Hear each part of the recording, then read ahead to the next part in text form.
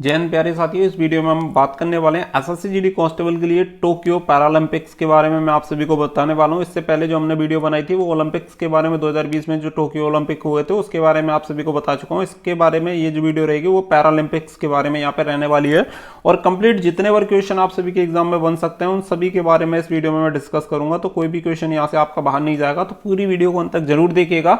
अगर आपने Tokyo Olympic वाली वीडियो नहीं देखी है तो जाके देख सकते हैं। मैंने आप सभी के लिए एक स्पेशल प्ले लिस्ट बना दिया जिसमें 1 क्लास एंड 1 मार्क,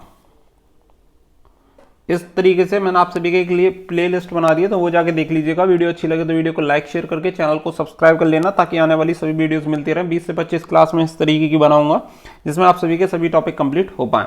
चलो अब यहाँ पे चल लेते हैं। तो यहाँ पे आप सभी को सबसे पहले बात कर लेते हैं पैरा ओलंपिक्स के बारे में। तो पैरालंपिक्स के बारे में आप सभी को बता दें तो सबसे अच्छी बात यह है कि इंडिया ने टोटल जो मेडल जीते हैं वो कितने जीते? 19। आप सभी को मे भी पता होगा, नहीं पता हो तो जान लीजिए। 19 इन्होंने पदक जीते हैं और अब तक का ये बेस्ट है। इससे पहले कभी भी इंडिया ने इतने मेडल नहीं जीते। और साथ ही मैं बता दूं इतने मेडल एक में तो छोड़िए, कभी भी टोटल मिला के अब तक इंडिया ने इतने, मतलब 2016 का जो आपका रियो ओलंपिक हुआ था उसे भी लेके, रियो में जो हुए थे उसे भी मिलाकर अब तक इतने पदक नहीं जीते थे जितने अभी इन्होंने जीत लिए।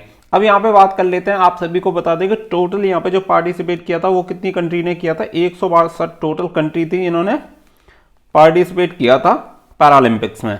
इसमें से जो इंडिया की बात करें तो इंडिया का जो स्थान है वो कौन सा है? 24वां। ठीक है, इंडिया का अगर स्थान पूछा जाए तो वो आप सभी को याद रखना है, कितना हो जाएगा? 24वां। जैसा कि मैंने लास्ट में आपको ओलंपिक के बारे में बताया था, ओलंपिक में टोटल 86 में से इंडिया का स्थान कौन सा था?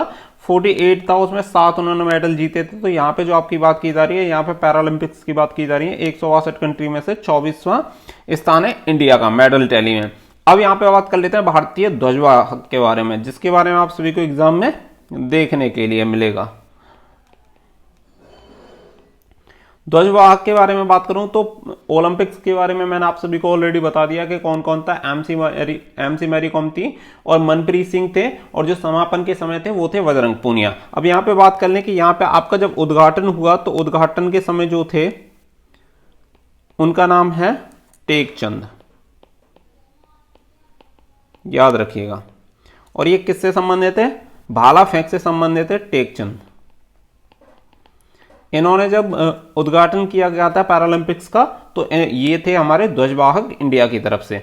वहीं पर जब समापन की बात आई, समापन के समय, तो समापन के समय थी अवनी लखेरा। आप सभी को पता ही होगा, अवनी लखेरा ने 2 मेडल जीते थे पैरालंपिक्स में। तो आई होप आप सभी को इसके बारे में पता होगा। तो ये बात हो गई आपकी ध्वजवाहक के बारे में। इसके बाद अगर हम बात करें तो टोटल जो टीम भेजी गई थी, टोटल टीम गई थी 54 लोगों की। ठीक है, ये भी आप सभी को याद रखना है।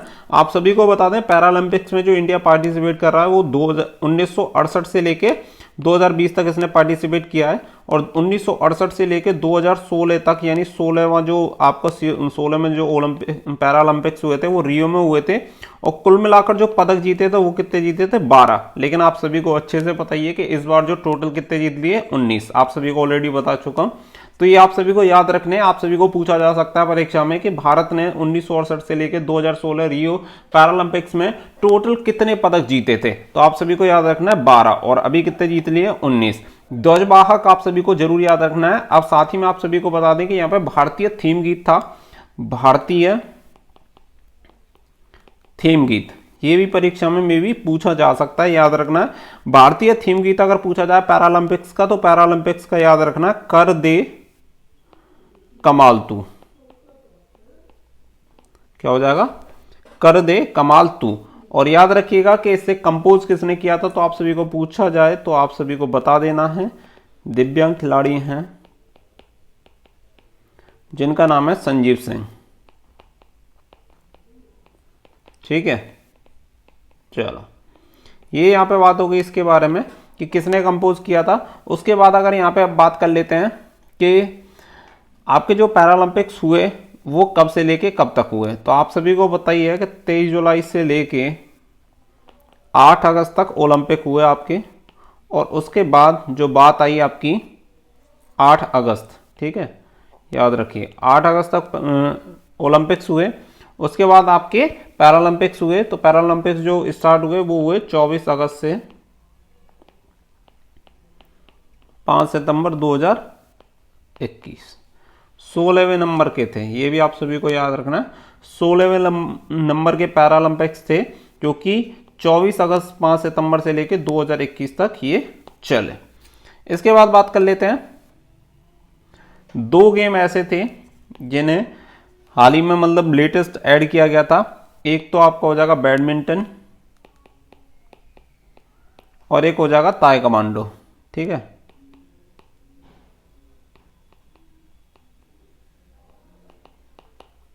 ताइक्वांडो, बैडमिंटन और ताइक्वांडो ऐसे गेम है जिन्हें पहली बार पैरालंपिक्स में शामिल किया गया था। तो ये भी आप सभी को याद रखना। अब देखिए बात आ जाती है टॉप टीम की। टॉप टीम जो रहा है वो कौन रहा है? चाइना। फर्स्ट नंबर पर रहा है चाइना। तो इसने टोटल जो पदक जीते वो कितने जीते? 207। 96 इसने गोल्ड जीते, 60 सिल्वर जीते और 51 जीते ब्रॉन्ज।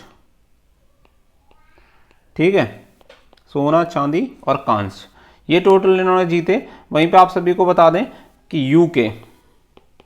यूके का सेकंड स्थान रहा है और इन्होंने कितने जीते? टोटल 124 जीते हैं। उसके बाद आपका यूएसए ने टोटल जीते हैं 104। वहीं पे आप सभी को अगर ओलंपिक्स में पूछा जाए तो ओलंपिक्स में याद रखिएगा चाइना फर्स्ट नंबर पर रहा है, लेकिन पैरालंपिक्स में जो रहा है पैरालंपिक्स में चाइना रहा है। और वहीं पे अगर ओलंपिक की बात की जाए तो वहां पे रहा है आपका यूएसए। वो मैंने आप सभी को बता दिया, एक बार जाके चेक कर लीजिएगा। चलो अब बात कर लेते हैं। तो चीन जो रहा है 5वीं बार है कि फर्स्ट नंबर पे रहा है, ये भी आप सभी को याद रखना है। अब समापन जो समारोह किया गया था, समापन समारोह के बारे में बता देता हूं। जो समापन समारोह था आपका, उसका समापन समारोह का शीर्षक पूछा जाएगा एग्जाम में, 100% कन्फर्म किसी ना किसी शिफ्ट में। हारमोनियस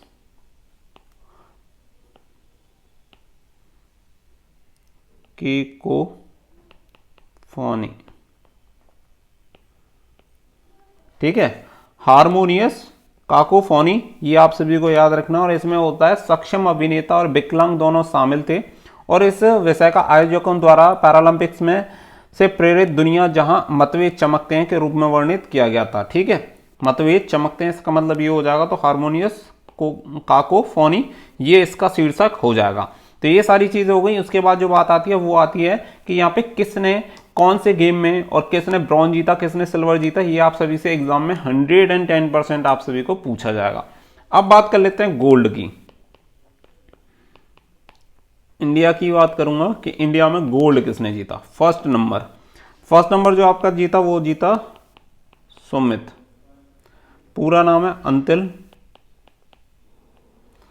किसमें जीता है? भाला फेंक। Number second Pramod Bhagat. ठीक है, ये भी याद रखना बैडमिंटन, और बैडमिंटन को पहली बार शामिल किया गया था। नंबर थर्ड जो आता है वो आता है कृष्णा नागर, बैडमिंटन। एक भी भूलना नहीं है, याद रखना है। इन्होंने सभी ने प्रमोद भगत, कृष्णा नागर।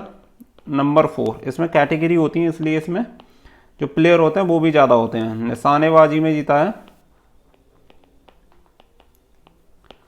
मनीष नरवाल। नंबर 5 पे जो बात आती है वो आती है अवनी लखेरा। अवनी लखेरा तो 100% आपका आना ही आना है।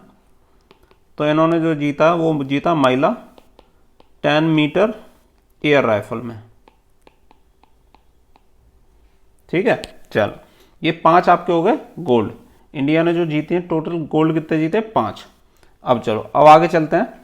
आगे बात आ जाती है सिल्वर की, कि सिल्वर में किस किसने जीता। सिल्वर की अगर मैं बात करूं तो पहला जो हो जाएगा वो हो जाएगा योगेश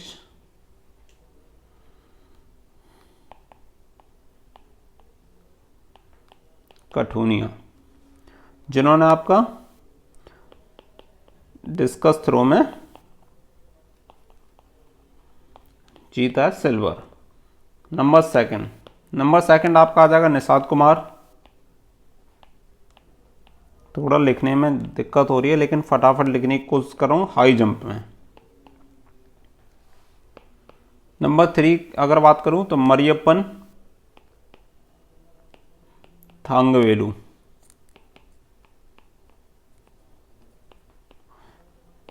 हाई जंप में। नंबर 4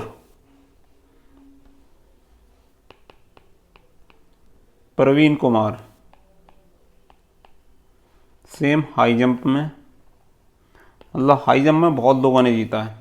नंबर 5 सभी को पता ही होगा, देवेंद्र झांझरिया।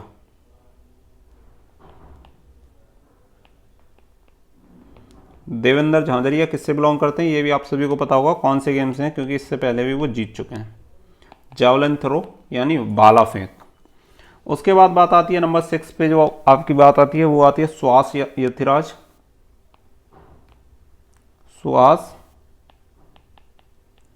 यतिराज, याद रखिएगा। मेन सिंगल में इन्होंने जीता है बैडमिंटन में। बैडमिंटन और हाई जंप में काफ़ी लोगों ने जीता है। नंबर 7 पे जो बात आती है वो आती है सिंहराज अधाना। इन्होंने जीता है 50 मीटर पिस्टल शूटिंग में, शूटिंग याद रखना।